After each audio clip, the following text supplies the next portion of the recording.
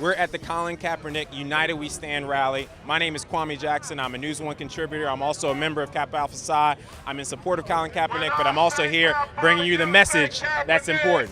This is something that started at the grassroots level. I think the nation has gotten behind, and now we're here in front of the NFL headquarters at 51st and Park Avenue, bringing this message directly to the corporate folks who need to hear it on behalf of Colin Kaepernick. Tell us your name, why you're out here, and what this day means to you. My name is Will Mega. I'm here to stand up for Colin Kaepernick and against police brutality. This gathering to me means that it's now bigger than just Colin Kaepernick. I came because I admire what he's doing, that he's taking a stand. He's using his platform as a professional elite athlete to take a stand against the murdering, police brutality, and murders of black and brown men. And I admire that. Not many people are willing to step out like that. And at this time, when they are not hiring him, we need to support him.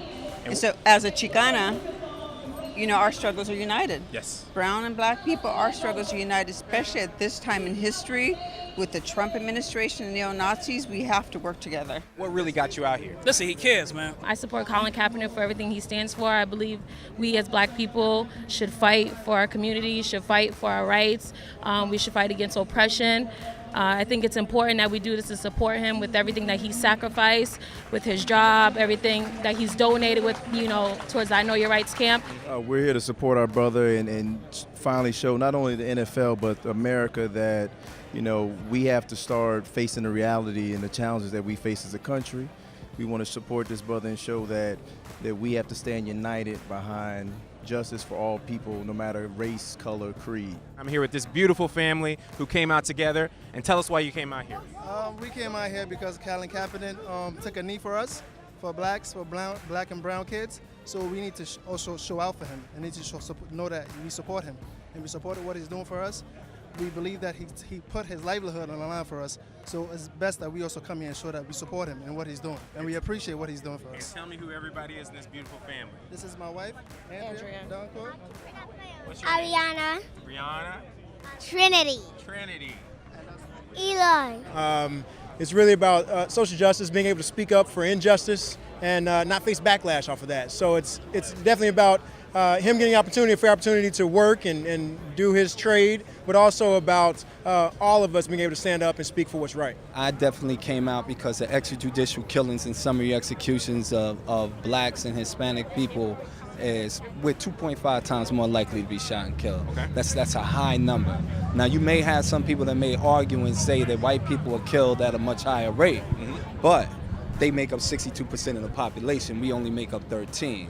Not only that, I feel obligated to come out here because Colin Kaepernick was one of the only athletes to ever mention the killing of my father and say that he wanted justice for my father. Tell us more about your father. My father was and killed. Show this shirt. We want to make sure we show this shirt. My father was killed almost 6 years ago by the White Plains Police Department in White Plains, New York, when he inadvertently triggered his Life Aid pendant that he wore around his neck.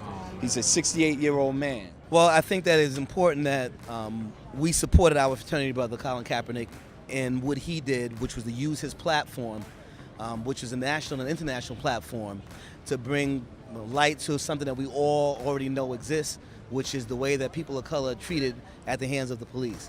I think if he was brave enough and bold enough to risk his finances and his career, and we can see that there's been some real impact there, the least we can do is be out here today, if nothing else but symbolically supporting him. What brought you here today?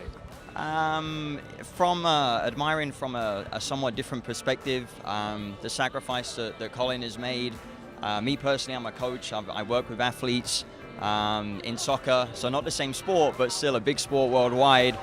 And seeing the sacrifice that Colin has made and the impact that that's had on his career for speaking out for a big issue in terms of the racial injustice that you have in this country, but not just in this country. We see it a lot in the UK as well. This gives us, in words, a counter-protest in a peaceful manner.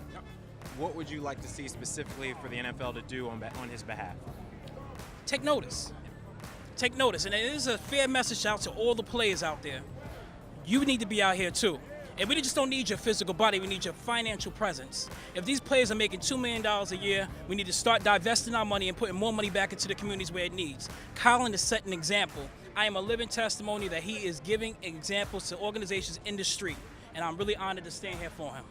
Well, I like them to recognize the fact that there is power economically in the vast majority of the players who play for them and the people who support them. When you have 70% of the players on the field who are people of color, I think that the owners, at least at the bare minimum, should acknowledge that there's a problem in this country with regard to police brutality, and that when one should decide to stand up or should take a knee about that, he should not be, and I can't say that they got together and made a collective decision, but it sure looks that way, he should not be penalized for doing that. Well, I think, first of all, it's not about Kaepernick.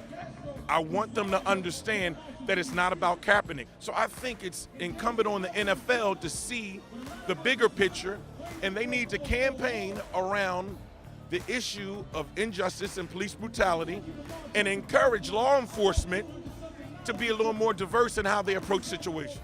And the NFL needs to take notice. I'm a Giants fan. I'll never watch another football game right now until you do something. You know? I would like to see the NFL make a statement that's supportive of Colin Kaepernick and supportive of him speaking up for what he believes is right. That's all we can ask. Whether or not he gets a job, I hope he does, but definitely I think the NFL should stand up and support a social justice movement. People are connecting the dots between the Trump message and the Trump movement and what's going on with Colin Kaepernick. Help us connect those dots a little bit further. There are over 10 owners in the NFL who have given $1 million or more to Donald Trump for his inauguration party. I did not know that. New York Jets being one of them. I did know that one. Washington Redskins being another. Dallas Cowboys, America's so-called team, and many more, giving Donald Trump over $1 million after he won. So if you give over $1 million to someone, that means they resonate with you in some shape, form, or fashion. So I think it's important for us today to connect those dots. I think it's just a reflection of the world in which we live, although it's a lot more hidden in normal life, so to speak. But I think the audience that sports has is really an incredible way to show the issues that are going on, and we're seeing that everywhere. And I don't watch football, you know, but I'm It's even more important that you're here. Exactly, because, you know, really football is $1 billion business, and they treat these athletes like commodities. You know, shut up and do your job, and that's not right because they're human beings and they are part of a community. So, and right now when that community is under attack, they have platforms that normal people don't have. While there are huge issues, it's this place, this time right now, that's really sort of leading the charge with forcing those conversations and hopefully setting the standard for the rest of the world in how to organize and how to lead and how to help athletes and how to support athletes is huge. Thank you very much for your time, and thank you for your support, my man. Yeah. We're wrapping up today, and it's been a powerful day. There have been speakers, there have been messages brought to you by families, elderly individuals, young individuals, all talking about why they came out here today to support Colin Kaepernick. And what you hear is, it's a message that's much bigger than just his being hired. It's a message against police brutality. It's a message against where we're moving as a nation with the rise of Trump and the presidency. And it's a message that says we need to stand united together as black people, as brown people, as young people, as old people, to make sure our message is well received. So I think it's a wonderful day for News One. I think it's a wonderful day for the Colin Kaepernick movement, and we're going to continue to uplift everything that's part of that message. Thank you.